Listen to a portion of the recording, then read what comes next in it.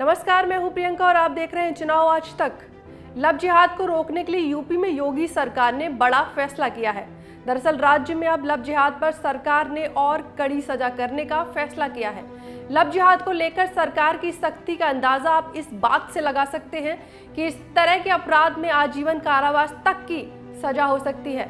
योगी सरकार ने यूपी विधानसभा में यूपी विधि विरुद्ध धर्म संपरिवर्तन विधेयक 2024 पेश किया है, जिसमें पहले से परिभाषित अपराधों में सजा 2 गुनी बढ़ा दी गई है।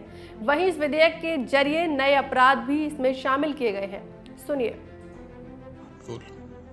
देखिए, जहां तक बात की जाए इस अध्यादेश की, तो खासकर के ये अध्यादेश जो लाया जा रहा है, जिस तरह से आपने देखा होगा पूर्व में अवैध धर्मांतरण को लेकर बहुत सारे मामले आया करते थे।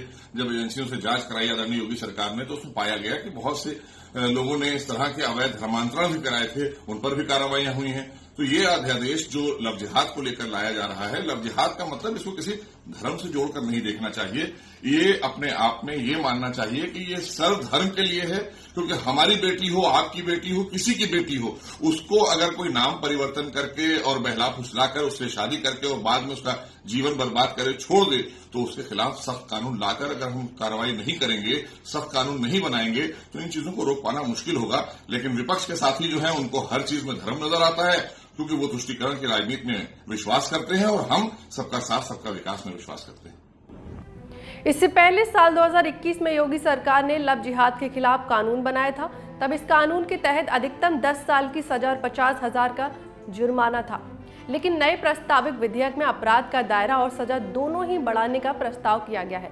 सुनिए पक्ष विपक्ष के नेताओं का इस नए कानून पर क्या कुछ कहना है। बता दें विपक्ष वाले कि संविधान का सम्मान होना चाहिए या संविधान का उल्लंघन होना चाहिए। कहीं हम जो कर रहे हैं कि ये असंवैधानिक जो गतिविधि चल रही है उसको रोका ना जाए, तो आप बता दीजिए, वैसा ही कर लेंगे।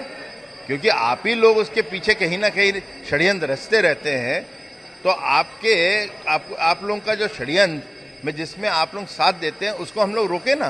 तो मेरा कहने का मतलब ये है, ये तमाम समस्याएं हैं, इस समस्याओं को निवारण करने के लिए, निजात पाने के लिए सरकार के पास कोई काम नहीं है। तो इसलिए लव जिहाद और क्या इसी में लोगों को ध्यान को हटाने के लिए, महंगाई की चर्चा न हो, बेरोजगारी की चर्चा न हो, किसानों को फसल की चर्चा न हो, और ये ट्रांसफार्मर जल रहे इसकी चर्चा न हो। अब लव जिहाद पर चर्चा, तो लोगों को ध्यान से पटाने के लिए दूसरी तरफ चर्चा हो, इसलिए किया गया है। यही है।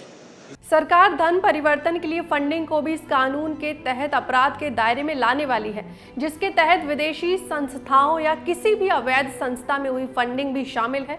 अगर कोई धर्म बदलवाने की नीयत से किसी व्यक्ति को जीवन या संपत्ति के भय में डालता है, हमला, बल प्रयोग या शादी करवाने का वादा करता है या इसके लिए षड्यंत्र करता है, तो उसे आजीवन कारावास के साथ जुर्माना भी भरना होगा।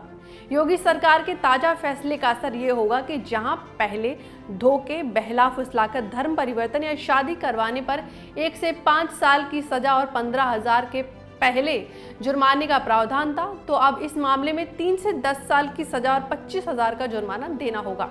इसके अलावा धर्मांतरण और लव जिहाद के मामले में आरोपी को जमानत नहीं मिल पाएगी। इसके अलावा अपराधी को सजा देने के साथ ही कोर्ट पीड़ित के इलाज के खर्च और पुनर्वास के लिए धनराशि जुर्माने के रूप में तय कर सकेगी।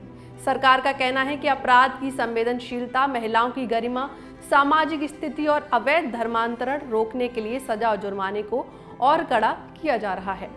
चुनाव से जुड़ी तमाम खबरों के लिए आप देखते रहिए चुनाव आज तक। वीडियो पसंद आए तो लाइक करें, साथ ही हमारे चैनल को सब्सक्राइब करना ना भूलें। नमस्कार।